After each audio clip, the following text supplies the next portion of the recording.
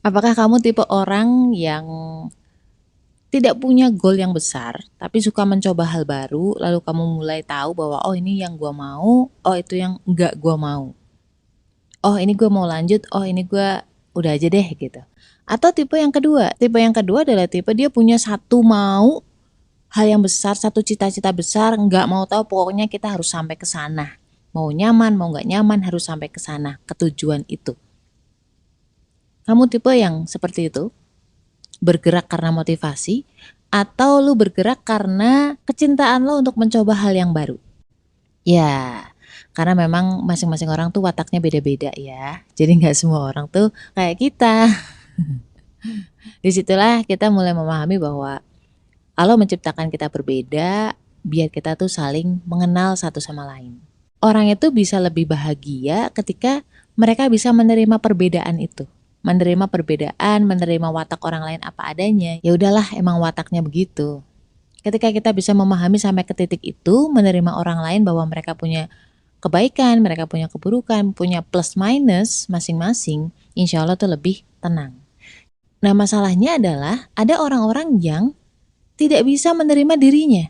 Aneh ya, dia bisa menerima orang lain dengan segala kekurangannya, kelebihannya, tapi untuk menerima dirinya sendiri kok sulit. Why? Dan ini senada dengan pertanyaan salah satu teman kita dari akun Pogo 1933884271. Kak, cara menerima diri sendiri gimana ya? Assalamualaikum. Gimana kabar lo? Alhamdulillah. Apakah lo lagi ngerasa kesepian atau sendirian? Kenalin, gue Ria Marliana, teman healing lo di podcast Self Healing. Di sini kita bakal ngobrol bagaimana sih belajar berdamai dengan luka, tentu aja atas izin Allah Subhanahu wa taala. Semoga Allah sembuhkan lukamu, ringankan bebanmu dan kuatkan hatimu. Jujur ya, ketika gue ngebaca pertanyaan itu tuh gue refleks senyum. Bukan gue ngeledek, enggak. Karena gue bisa relate. Gue pernah berada di posisi kayak gitu. Struggling banget gitu ya, berusaha banget menerima diri sendiri, udah coba kayang ke atas ke bawah ke kanan ke kiri. Gue baca tuh cari ilmunya, buku motivasi, buku psikologi ya dan kawan-kawan, tapi tetap aja ada saat-saat dimana gue tuh ngerasa gue nggak pantas untuk diterima, gue nggak pantas untuk bahagia, gue nggak pantas untuk diterima oleh diri sendiri. Itu bukan ranah akal ya, gue udah secara akal logika gue tuh kayak udahlah biarin aja, udahlah, tapi seolah-olah kayak mentah gitu. Ngerti gak sih?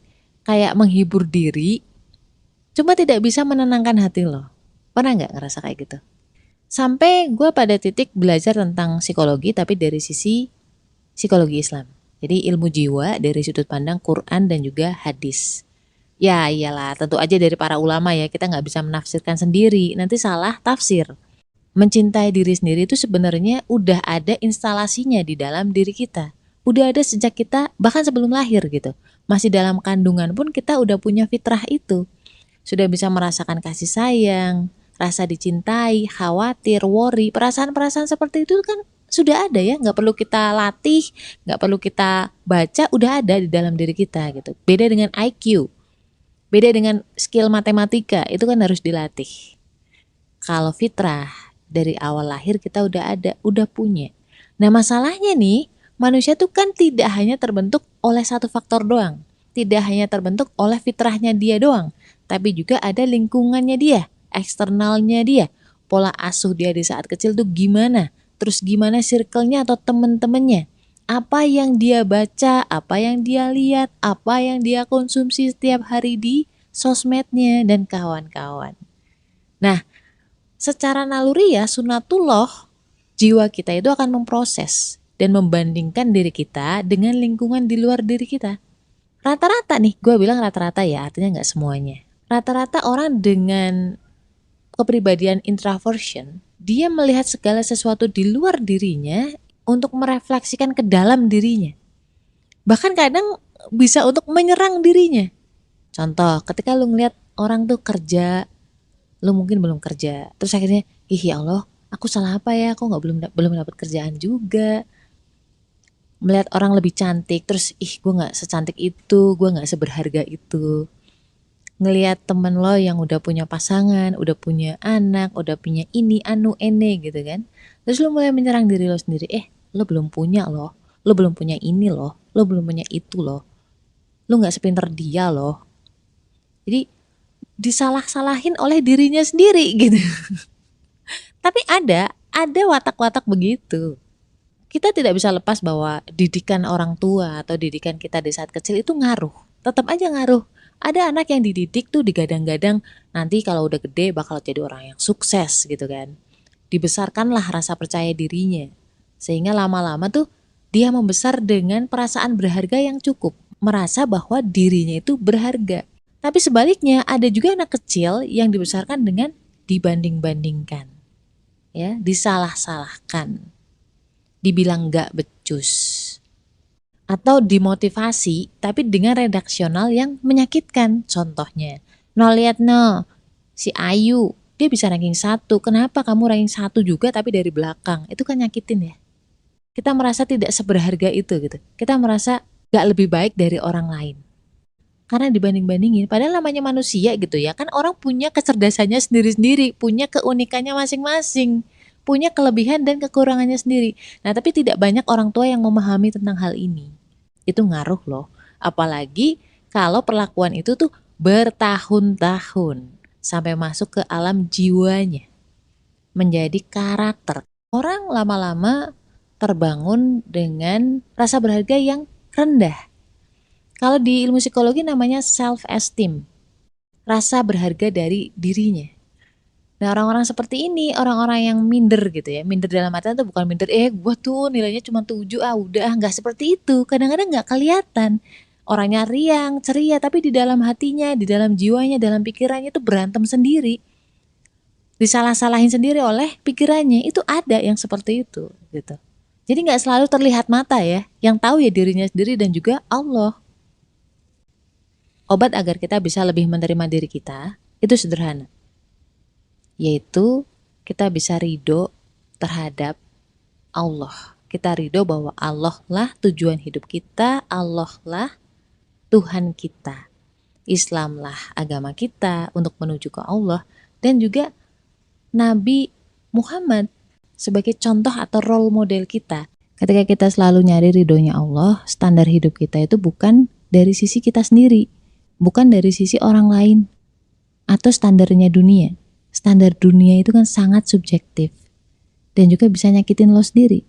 Ketika kita nyari ridhonya Allah, Allah itu akan jaga kita, jaga penglihatan kita, jaga pendengaran kita, jaga kita dari hal-hal yang membuat hati kita atau jiwa kita rusak dan lalai dari mengingat Allah. Ketika jiwa merasa tenang, kita bisa melihat segala sesuatu itu lebih clear, lebih jernih, lebih bisa melihat bahwa kita itu berharga. Coba baca terjemahan dari Ali Imran 139. Dan janganlah kamu merasa lemah dan jangan pula bersedih hati, sebab kamu paling tinggi derajatnya jika kamu orang yang beriman. Allah bilang bahwa lu tuh berharga. Kenapa lu justru merasa lu gak berharga? Ketika kita merendah di hadapan Allah, Allah akan tinggikan derajat kita.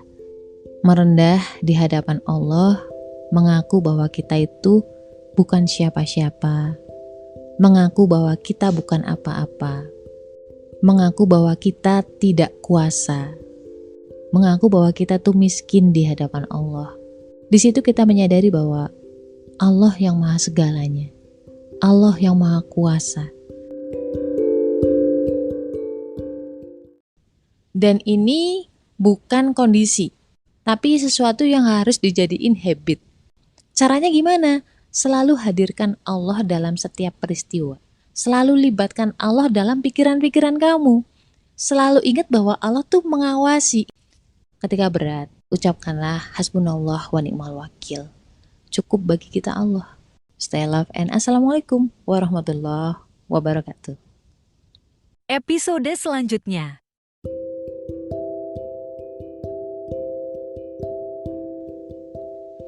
Ada gak sih di sini yang sedang sedih karena kehilangan sesuatu, kehilangan yang sifatnya dunia yang lu cintai banget? Ya baik itu dipaksa atau itu karena pilihan lo sendiri. Kenapa lu memilih untuk meninggalkan atau melepaskan dunia itu? Karena lu gak nyaman. Hati lo bilang bahwa udah lepasin aja. Akhirnya lu pisah.